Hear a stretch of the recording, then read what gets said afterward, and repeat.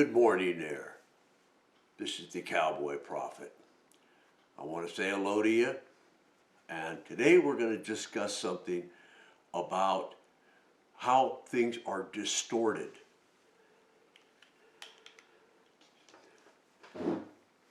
These lies and distortions run the gamut all the way from this to solar power to all types of things, which is what I'm going to talk about this morning very quickly. I have some personal experience with this, having done a solar system and living off of it for 3 years, also having worked in the oil drilling industry for years all over the United States, including, in international waters. What I want to hit you with is that I could take a drilling rig, a triple, and in 1 month, I can drill a gas well pretty easily. Now, this is given that it's in a regular field and stuff. We're not going down 30,000 feet, which is the most extreme.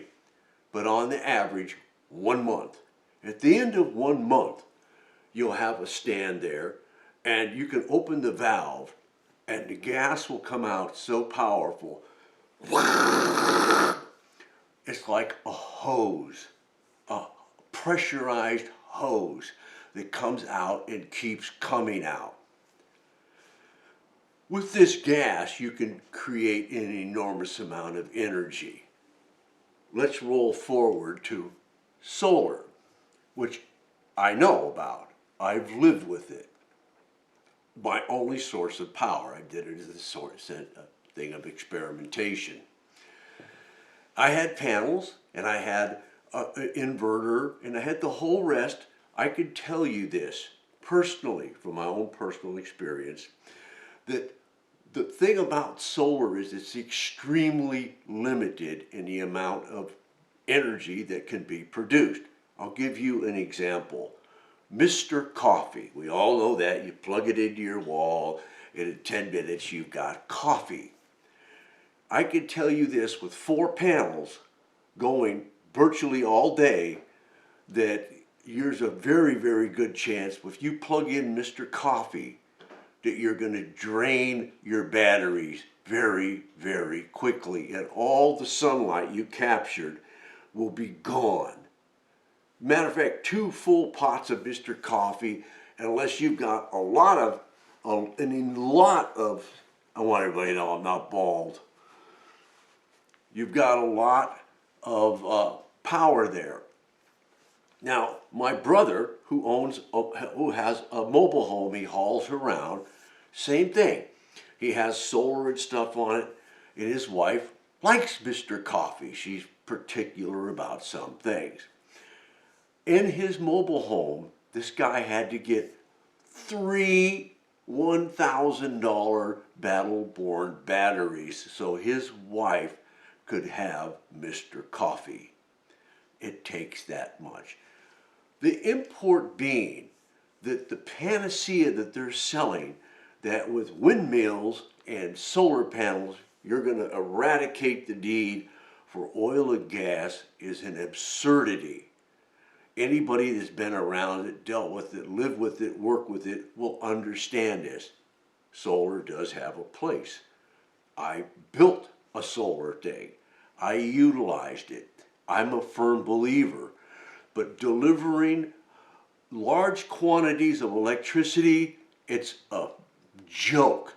The same with the windmills. There's so many problems with them. I can tell you too, on solar and oil, that there was a recent thing done where it said that one oil worker, 1,000 solar workers are needed to replace one oil worker. The reason being, a drilling rig has 5 guys on the crew, 5 people. They usually work a lot of times 12-hour shifts. So you have basically 10 people in 24 hours could produce and run this rig. Of course, you got fuel and stuff, diesel. The point being that within 3 weeks, 5 guys rotating back and forth can have that well drilled, and you have enough gas to virtually run almost anything. Okay? This is a lie by the media that you're going to be dependent upon this. There's other lies. They lie about CO2, and I can go through that for you very, very quickly. As a matter of fact, and I will talk about that in the next one. I don't want these to go on too long. We're actually closer to not enough CO2. If you go through all the different scientific data and they talk about the percentages of CO2 in different geological eras, going all the way back to the Pleistocene and all the rest, this is one of the least. We have the least amount of CO2. The CO2, the plants need it. They can't grow without it. And as a matter of fact, it's specific. It's involved with a thing called the Krebs citric acid cycle. Well, for the CO2 molecule to go into the plant, it has to hit it just perfectly. There has to be enough of it. Anyway, that's another foisted lie. The media is up to their neck in fabrications, misrepresentations, and lies because they believe it themselves. They don't think they're lying. That's the conundrum. To them, they're telling the truth. Their truth. They're religious fanatics. That's what they are. Thank you.